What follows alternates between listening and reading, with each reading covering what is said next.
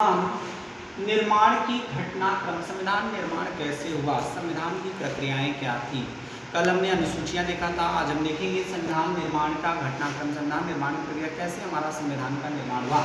तो संविधान का निर्माण की प्रक्रिया के लिए कैबिनेट मिशन का प्रस्ताव आया। कैबिनेट मिशन के प्रस्ताव के बाद क्योंकि भारत क्या था, आपका अंग्रेजों का गुलाम था और अंग्रेजों ने बाद में आज़ाद किया आपका, तो कैबिनेट मिशन का जो प्रस्ताव आया 1946 में, तो उन कैबिनेट मिशन के प्रस्ताव के 1946 में कैबिनेट मिशन के प्रस्ताव आते ही संविधान सभा का गठन किया गया।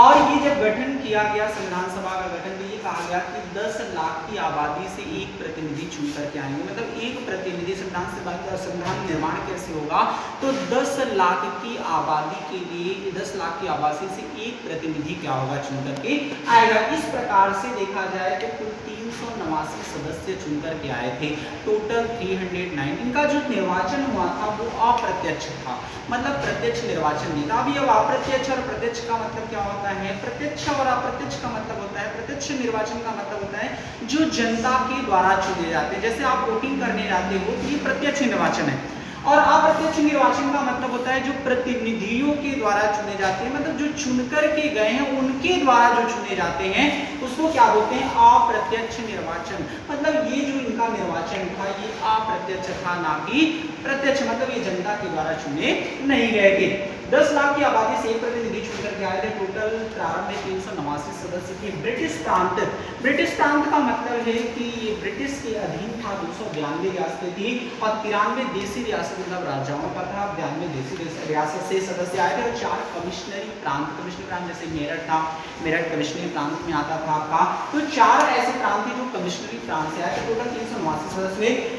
अब भारत का जब विभाजन हुआ, मतलब भारत का विभाजन करने का मतलब ये है कि पाकिस्तान और भारत, हालांकि अभी अलग नहीं होगा, आपका 1947 आपका 15 अगस्त 1947 भारत की आज़ादी से पहले आपका पाकिस्तान को अलग किया गया था। तो पाकिस्तान भारत विभाजन के बाद फिर भारत विभाजन का मतलब ये है कि मुस्लिम, मतलब मुस्लिमों ने कहा कि हम अलग आपका अलग निर्माण करेंगे। तो भारत विभाजन के बाद कुल सदस्य 324 बच गए।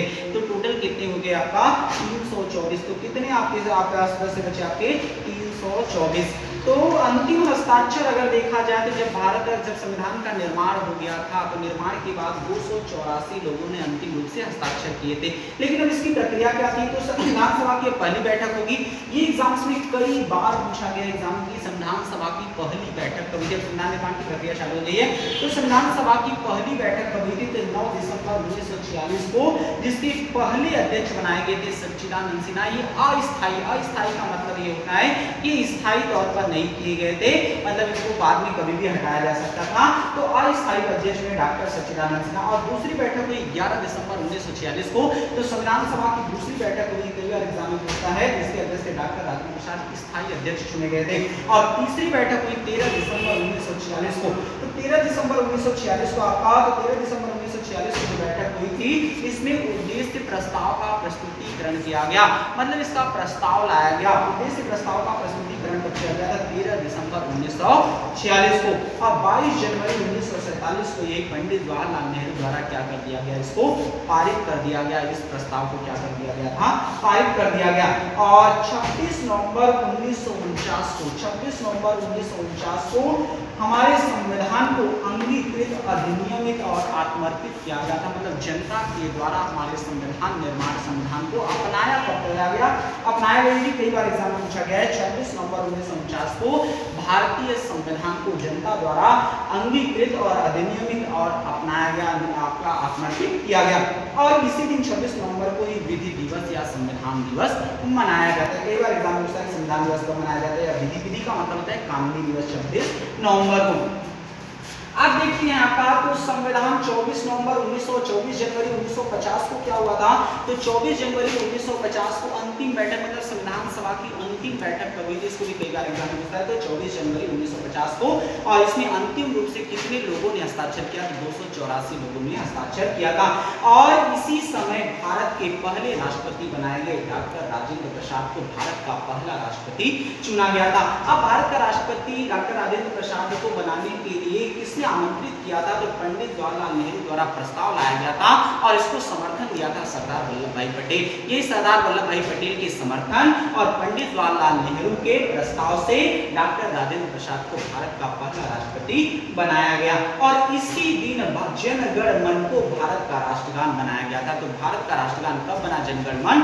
तो ये भी 24 जनवरी 1950 को भारत का राष्ट्रगीत वंदे मातरम कब अपनाया गया था? तो ये भी 24 जनवरी 1950 को ही राष्ट्रगीत वंदे मातरम को भी अपनाया गया।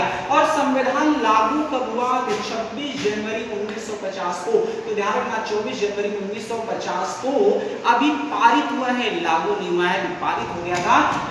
यहाँ से दो एग्जाम से क्वेश्चन बनते कि संविधान निर्माण पारित कब हुआ? तो 24 जनवरी 1950 को और लागू कब हुआ? तो 26 जनवरी 1950 को संविधान लागू हुआ। हमारे संविधान को निर्माण में समय कितने लगे? तो संविधान निर्माण में समय लगा 2 वर्ष 11 माह 18 दिन। तो टोटल 2 वर्ष 11 माह 18 दिन में हमारा संविधान क्या हो गया था? पूर्ण हो गया था। तो संविधान निर्माण की क्या प्रक्रिया थी, किस प्रकार से हमारा संविधान निर्माण हुआ, किस प्रकार से बैठक हुई, इंपॉर्टेंट पार्ट को बता दिया गया है जो एग्जाम्स की दृष्टि से आपके लिए इंपॉर्टेंट है। तो इसको पूरा पार्ट आपको क्लियर हो गया होगा। यदि आपको चीजें आसानी समझ में आ गई, तो यदि आपको ये वीडियो अच्छा लगा होगा तो इसको सब्सक्राइब और लाइक करें।